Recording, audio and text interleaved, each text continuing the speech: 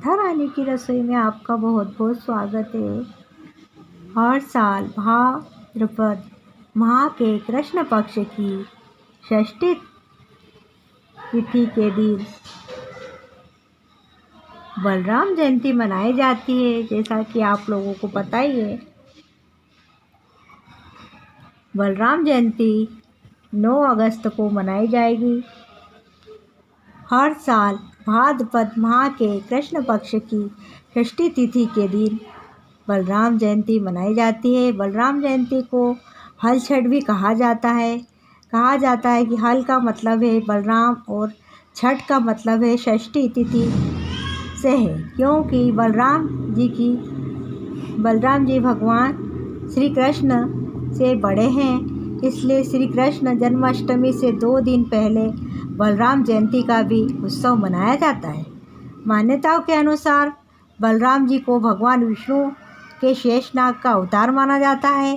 मान्यता यह है कि त्रेता युग में भगवान राम के छोटे भाई लक्ष्मण शेषनाग का अवतार ही थे। इसी प्रकार द्वापर में जब भगवान विष्णु धरती पर श्री कृष्ण अवतार में आए तो शेषनाग भी यहाँ उनके बड़े भाई के रूप में अवतरित हुए।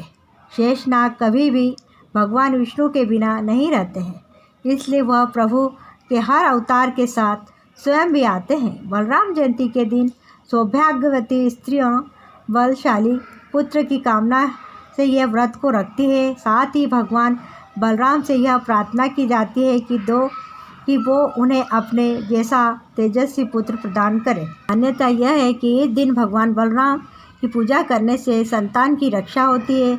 यही कारण है कि इस दिन महिलाएं बलशाली संतान पाने के लिए और उनके उज्जवल भविष्य की कामना लेकर इस व्रत को रखती है और विशेष पूजा भी करती है। इस व्रत को हल षष्ठी भी कहा जाता है। बलराम जयंती पर इस प्रकार पूजन करें और कृपा प्राप्त करें। हल छठ के दिन व्रती को सूर्योदय से पहले उठकर स्नान करना चाहिए।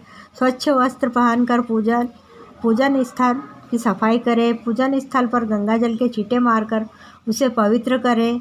फिर भगवान श्री कृष्ण के साथ बलराम जी की प्रतिमा की तस्वीर लें। प्रतिमा को फूलों का हार पहने, साथ ही दीप जलाएं। भगवान बलराम का शस्त्र उनका हल है, इसलिए पूजा में एक छोटा सा हल भी अवश्य बलराम जी के पास रखें। बलराम जी को नीले रंग के और भगवान श्री कृष्ण को पीले वस्त्र अर्पित करें। कृष्ण बलराम स्तुति का भी पाठ करें। भगवान बलराम से सच्चे मन से प्रार्थना करें कि वो आपको बलशाली संतान प्रदान करें। फिर आरती कर पीले रंग की मिठाई का भोग लगाएं।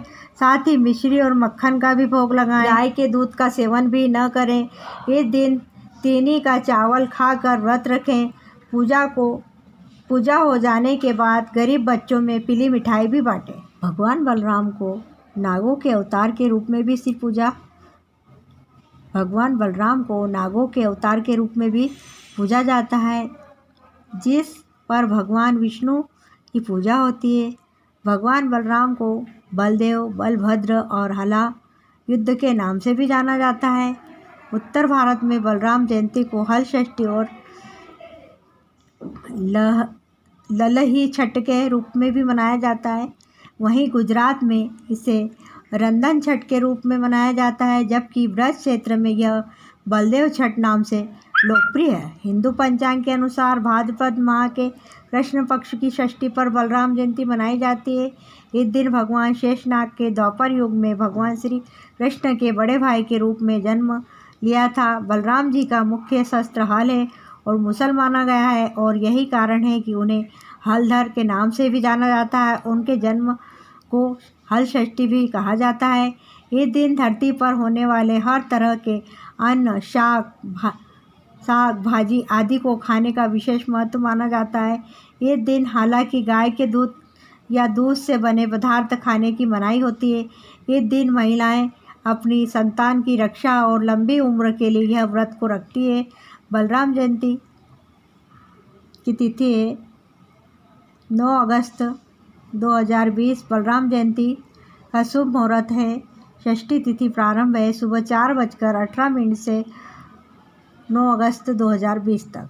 षष्ठी की तिथि समाप्त होगी अगले दिन सुबह 6:42 तक और 10 अगस्त 2020 तक। बलराम जयंती का महत्व। बलराम जयंती के दिन ही बलराम का जन्म द्वापर युग में हुआ। इस युग में वह भगवान श्री कृष्ण के बड़े भाई के रूप में जन्म लिए थे। भगवान बलराम विष्णु जी के 8वें अवतार माने गए हैं। शास्त्रों के अनुसार बलराम जी की शेषनाग का ही अवतार हैं, इसलिए उनके जन्म को हल षष्ठी और हल छठ के नाम से भी जाना जाता है।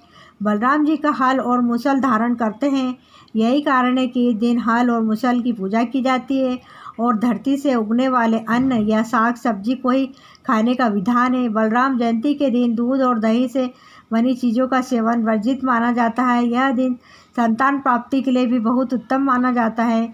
बलराम जयंती की पूजा किस प्रकार है, इसकी विधि। इस दिन मनुष्य को महुआ के दातुन से अपने दांत साफ करना चाहिए और उसके बाद ही स्नान करना चाहिए। बलराम जयंती के दिन घर को भैंस के गोबर से लिपने का भी रिवाज है। कम से कम पूजा स्थल पर गोबर लेपन जरूर करें।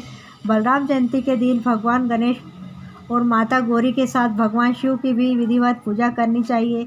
घर में पूजा के बाद तालाब के किनारे झर, बेरी, पलाश और काशी का पेड़ लगाने का भी रिवाज है। इसे महिलाएं लगाती है। आप चाहे तो अपने घर के गमलों में भी इसे लगा सकते हैं। पूजा के बाद बलराम जयंती की कथा सुनना बहुत ज़रूरी होता है। इसके बाद भगवान गणेश और माता गौरी की आरती उतारी जाती है। बलराम जयंती की कथा इस प्रकार है, वो सुनिए। एक ग्वालिन स्त्री गर्भवती थी। उसके प्रसव में कुछ ही समय बाकी था, लेकिन उसके बाद भी वह दूध और दही बेचने के लिए घर से निकल जाती थी। एक दिन जैसे ही वह घर से कुछ दूर गई, उसे प्रसव पीड़ा शुरू हो गई। तब उस स्त्री ने एक झरबेरे की ओट में एक बच्चे को जन्म दिया। उस दिन हल षष्ठी थी। ग्वालिनी पहले तो वहीं थोड़ा आराम किया, उसके बाद मदद के लिए बच्चे को खेत में ही लेटा कर आगे बढ़ी। इस दौरान उसका हल षष्ठी का खेत में ही लेटा दिया। आगे बढ़ी तो इस दौरान उसका हल षष्ठी का व्रत भी खंडित हो गया था। ग्वालिन झरबेरी के नीचे बच्चे को लेटा दी थी। तभी एक किसान खेत जोतते हुए वहां पहुंचा और किसान का हल बच्चे को लग गया।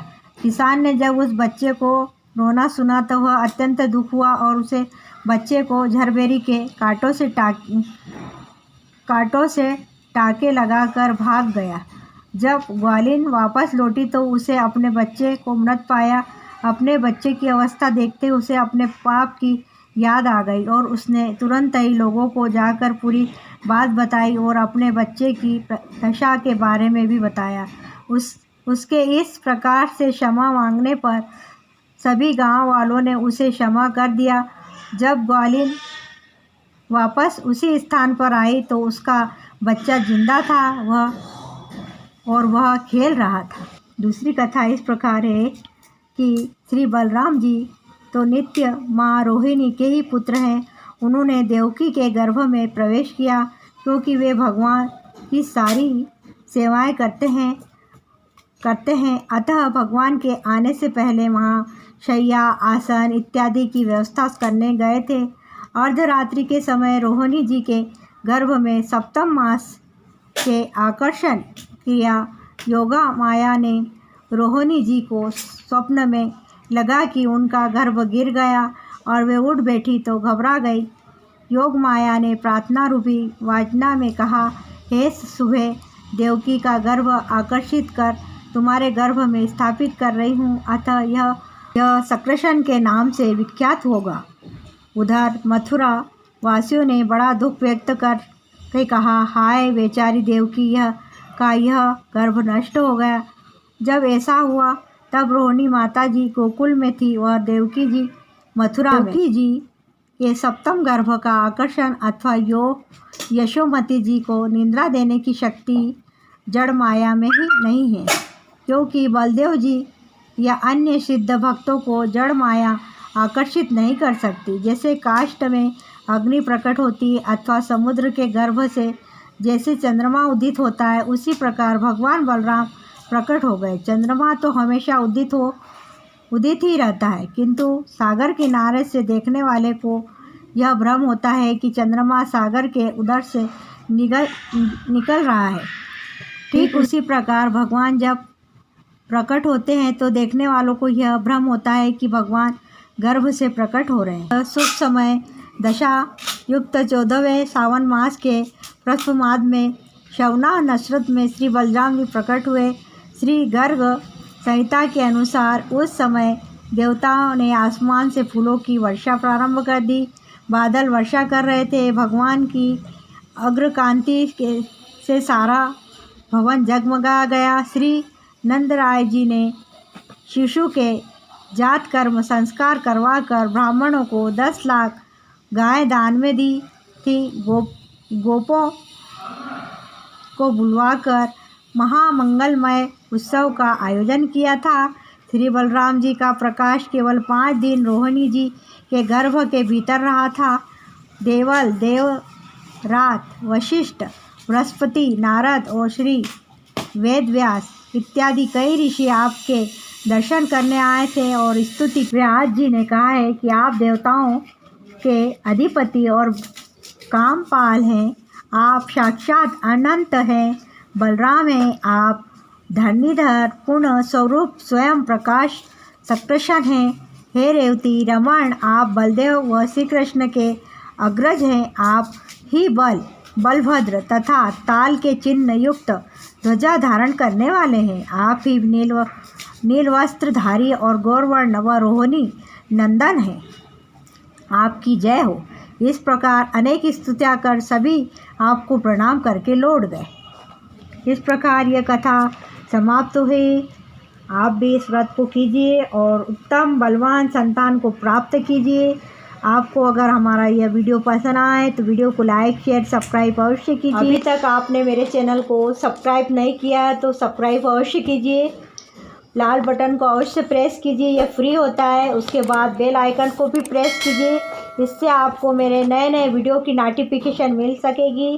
साथ ही आप लाइक भी कीजिए, कमेंट भी कीजिए प्यारी प्यारी। फिर मिलते हैं एक नए वीडियो के साथ, एक उपाय के साथ। बाय।